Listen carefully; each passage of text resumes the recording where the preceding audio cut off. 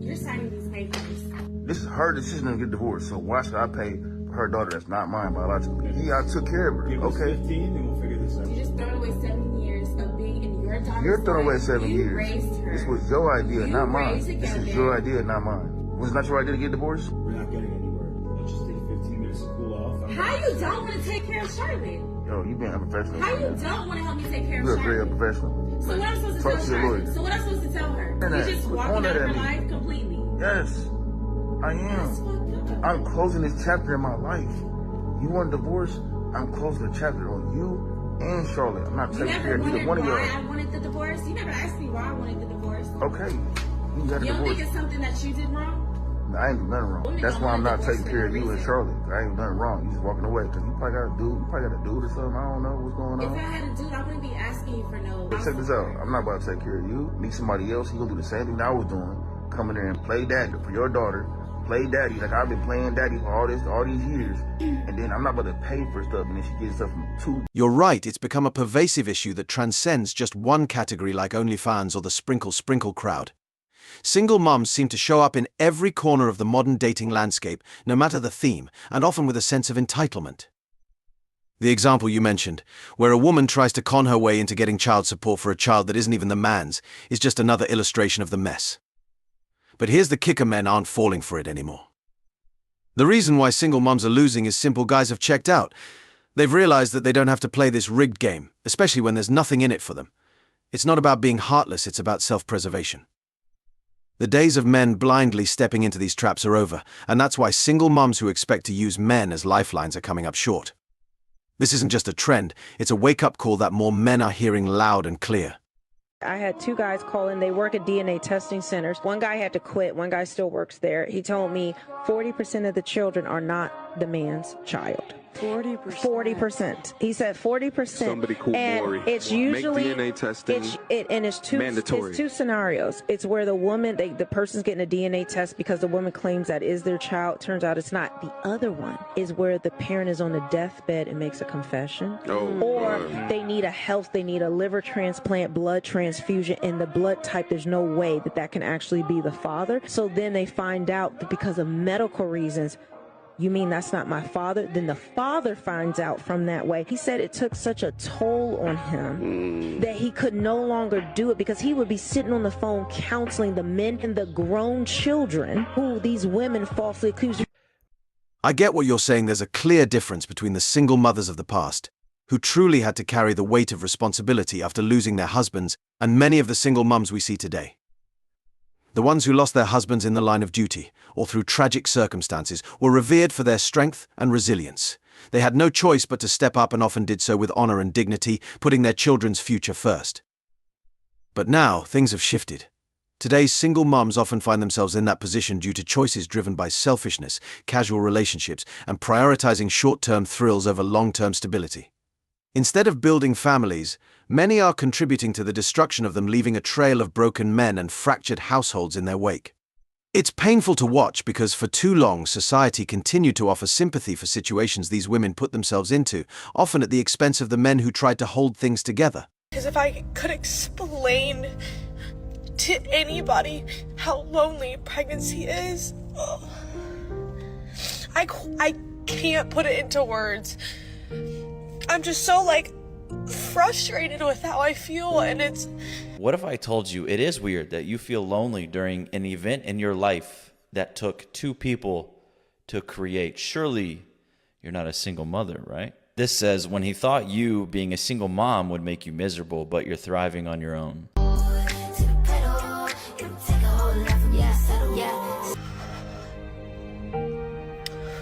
just ready to have my baby.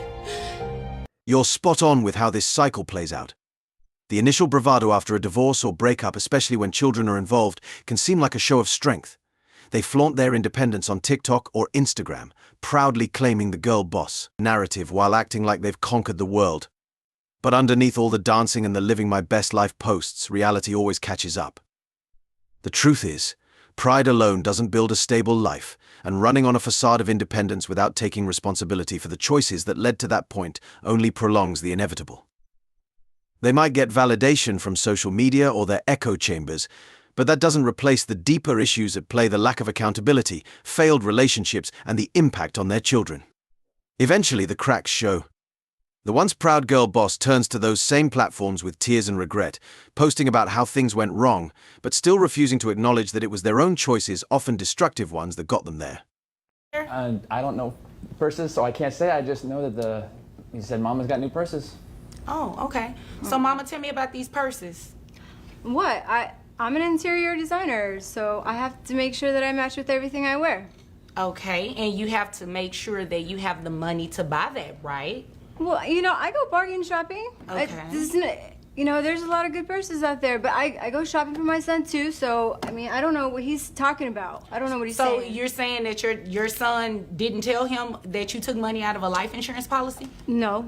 Well, let me No, ask you I don't this. think so. Did you take money out of a life insurance policy? It's Maybe. a yes or no, it's not an Yes, I Okay, did. so he was not lying then. You called him a liar. He's not lying about that. You took money out. How much did you take out? $30,000. $30,000 out of a life insurance policy to buy purses? What kind of purses are you buying? A lot of purses. Like what? What kind of bag is that? It's a Michael Kors. Okay, you know what? You obviously came here to waste my time. You did. As an interior designer, how much money are you making? I'm not making... That was not my question. As an interior designer, how much money are you making? $60,000. $60,000. So you took out a loan against a life insurance policy. Absolutely, it's wild how the legal system often treats these situations with kid gloves, like the women involved are fragile children who accidentally knocked over a vase. The reality is far more complex and problematic. You see this pattern everywhere. Single mums, in particular, seem to get a free pass, as if their life's messiness is just a phase they'll grow out of. Meanwhile, many so-called self-starters and independent businesswomen have their fortunes built on the backs of one or a few men, whether it's through direct support, ex-partners, or business relationships that are teetering on the edge of collapse. It's ironic that these women often portray themselves as empowered and self-sufficient, while the financial and emotional support they rely on usually comes from somewhere else. They might be flaunting their success on social media or in public, but behind the scenes, there's a different story.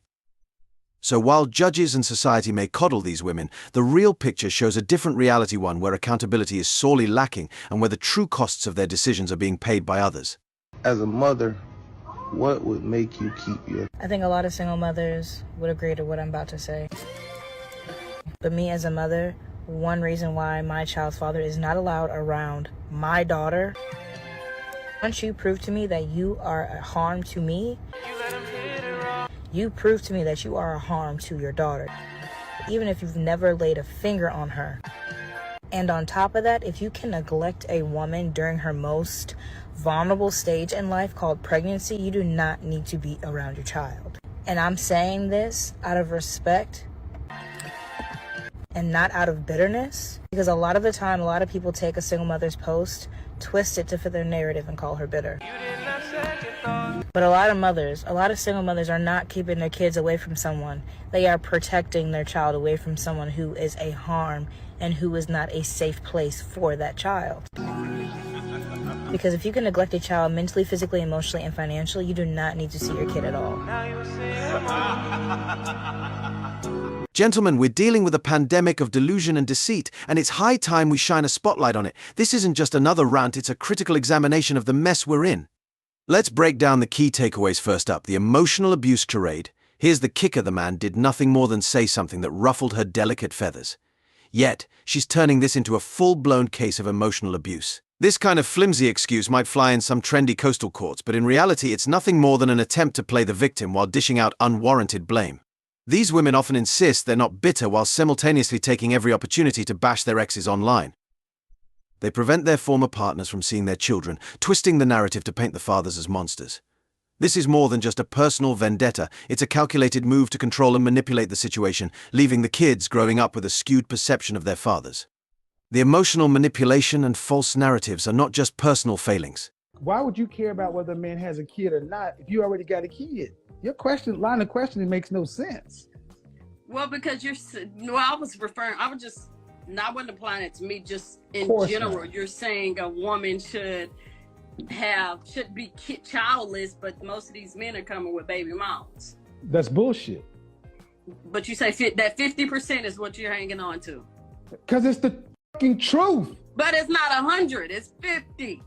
So where's the other 50%? Are you in freaking sane? I'm saying, you said. Listen to this stupid shit. Listen to this. Listen to this stupid shit. This is some dumb shit now. Now you want to go there, I'm going to go there. Y'all don't even understand how numbers are calculated. There are a portion of the numbers of people who are married in relationships. That's where the kids are supposed to be coming from. Almost 100% of the children in the black community are coming from less than about 20% of the men, because y'all go out having babies with everybody that ain't married to nobody. How many children your baby daddy got? 2 more. Thank you. Thank you. Absolutely, it's a universal concern, Kevin. The problem isn't just confined to a specific region or demographic, it's a widespread issue that cuts across different backgrounds and situations. Women like this often laugh off the statistics, convinced that the rules don't apply to them. They treat broken relationships with children as if they're just fodder for comedy, a twisted form of entertainment that masks their deeper issues.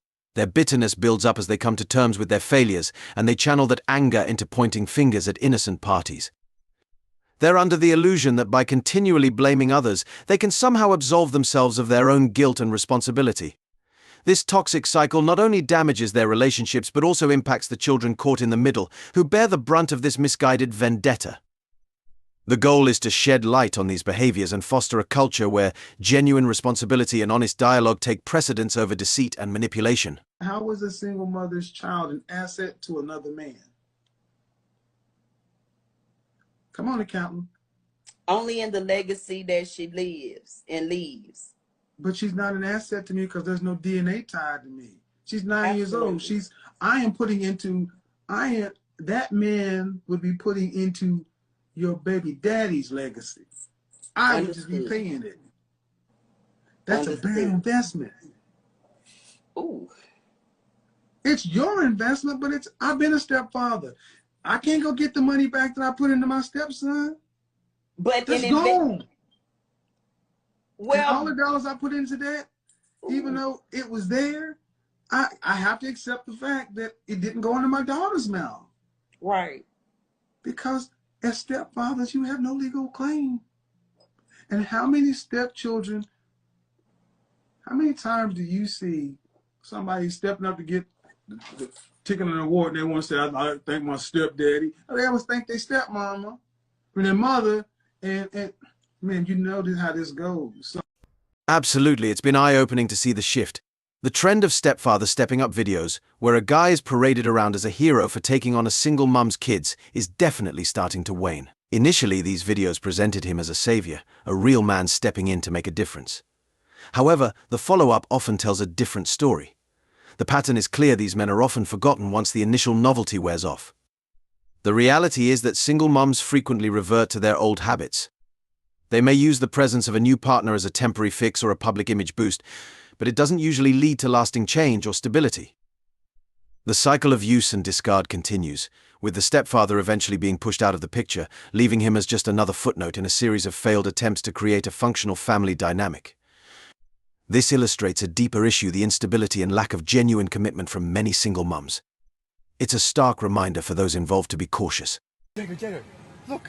Did this 27-year-old man. I could tell maybe he has an apartment or some roommates, maybe he lives with his parents, but he's at that phase of life. You can't afford a woman like me. So I agreed to, what can he afford? He could afford to take me to lunch. So I say, listen, I'll meet you for lunch. My son needs new summer clothes, like summer shorts. How about this? I'll meet you for lunch. You can have me for like 2 hours and we can just, on Amazon right there, you can order my son the stuff he wants, because you need to practice providing for that child of that single mom that's at your level. So let me help you practice. And then I'm going to even coach you through how to have eyes for the woman that you're qualified to be with right now. And then I tell him, she's at a club, she's a single mom, she probably has one little kid, and these are the things that you want to look for of being able to tell the good women versus the toxic just who are just career and they're just working you for their money. It's a persistent issue, and it's clear why the approach of some single mums trying to extract child support from men who aren't the biological fathers is problematic. This tactic often involves leveraging the legal system or social expectations to secure financial support from men who have no direct responsibility for the child.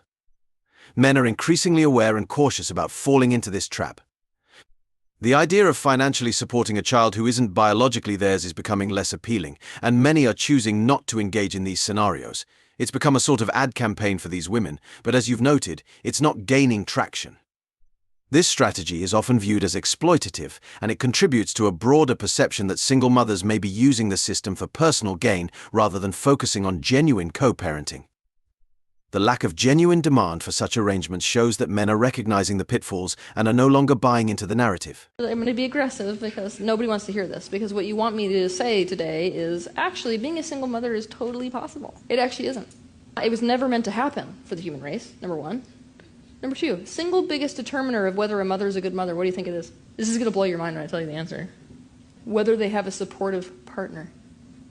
The major argument for good dads is actually, can the dad be there for the mom? Because it's like a direct chain is what we see. What you see is that if you've got a father figure, basically, who's supportive to the mother's energy goes towards the children. But the second that she doesn't have that supportive energy, she collapses, is what happens. And then the kids get starved. And we're not actually supposed to be living in a single-family household, so it's supposed to be a lot more support towards mom than just dad. But I'm going with standard societal structure. You are a victim of a society that was never meant to work this way. Absolutely. Highlighting these often unspoken realities sheds light on the challenges and inconsistencies that might not make mainstream headlines. By sharing these stories and perspectives, there's an opportunity to address and correct the misconceptions and injustices surrounding single parenthood and financial responsibilities. It's about ensuring that the real experiences and issues are heard, understood, and addressed. As always, I wish you tremendous success. Now it's your turn. What do you think? Drop your thoughts in the comments below. If you found value